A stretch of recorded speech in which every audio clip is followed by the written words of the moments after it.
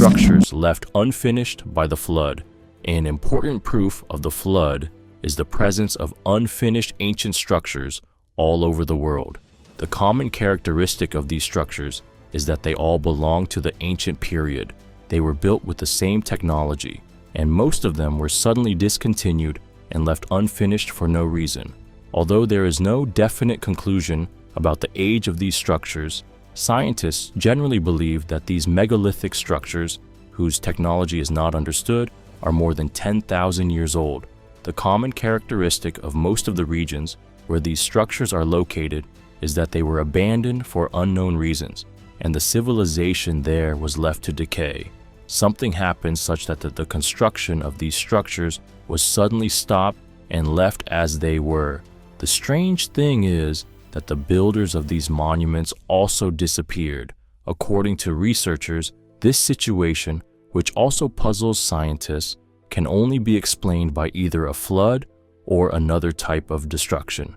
For example, the giant statues on the island of Moai were found sunken and abandoned, and some of the statues were found unfinished.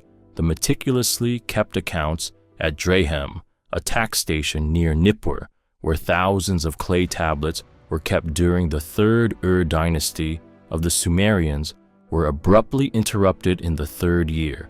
This sudden extinction of the Sumerians was caused either by the Great Flood or by violent storms.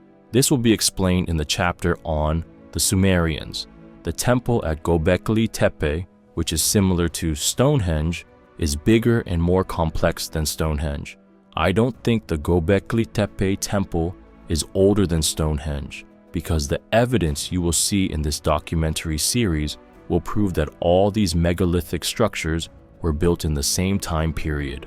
Göbekli Tepe was built according to the stars, meaning that it was a pagan temple like all other megalithic structures built in the same period. In Göbekli Tepe, blocks weighing 50 tons were buried and abandoned for no reason. Either the people here realized what they were doing was wrong and buried and abandoned these structures, or this city was destroyed by a natural disaster and disappeared into history. Another very important example is Pumapunku. The ruins of Pumapunku, made of thousands of years old megastones, are in such a state that it looks like an unfinished construction. The stones were prepared but left without construction. Again, the famous Baalbek structures, made of stone blocks weighing thousands of tons, seem to have suddenly and mysteriously stopped. James Churchward wrote in his book that even earthquakes could not explain this disappearance. The Baalbek structures were never completed, and the construction of these buildings was suddenly stopped. And why? When one looks at the monolith in the Baalbek quarry, one thinks of the great unfinished monolith in a quarry on Easter Island, 15,000 kilometers away. There is not the slightest doubt that the collapse of the structures at Baalbek was also the result of earthquakes that occurred just as they were about to be completed. But what happened to the laborers who worked there? Neither I nor anyone else can answer that, but we can only speculate. They have been so wiped off the face of the earth that not even a trace of them remains. The great deserts that exist in almost every continent of the world were probably formed by the flood, because for such a great drought and desert to form, there must be great events. Deserts such as the Sahara, the Gobi, and the Antarctic can only be formed as a result of great events. Scientists who ignore the flood factor cannot fully explain how these regions, which were previously fertile soils, turned into deserts. However, the fact that the Giza Pyramid, the Uyghur Pyramids, and many other ancient structures that we will present later are in deserts, and most importantly, the presence of whale fossils in all of these deserts, yes, you did not hear wrong.